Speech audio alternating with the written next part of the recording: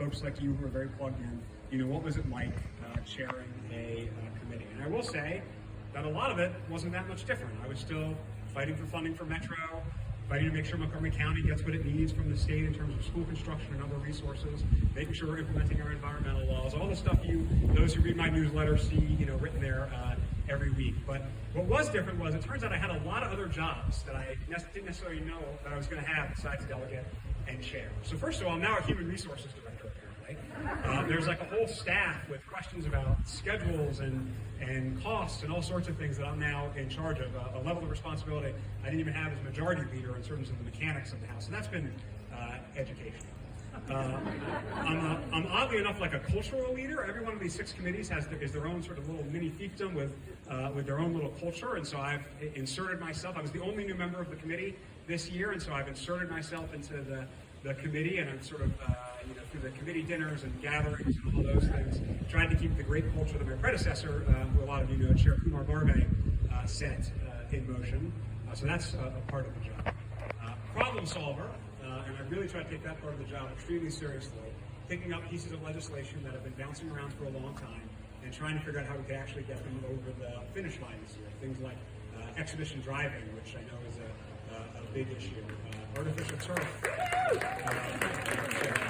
a big issue, and a whole host of other issues to at least put them in a position to get through the House. I think we only have one and one future senator here, so I'll just say get them out of the House and put the onus on the Senate to do their work. And in many cases, they were great partners, and we've turned a lot of those things into law. But of course, we don't finish everything in 1 year, so still a lot more left to do. And most interestingly, and please don't tell my Jewish family this, but I found out I was a priest. We were working on that housing package that the governor mentioned, and it was pretty controversial. I mean, frankly, it's probably controversial in this law. I probably shouldn't be talking that much about it.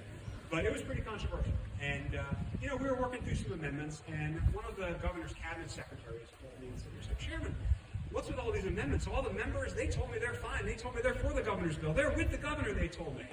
And I said, Mr. Secretary, you have to understand. You're their cool older brother they're trying to impress.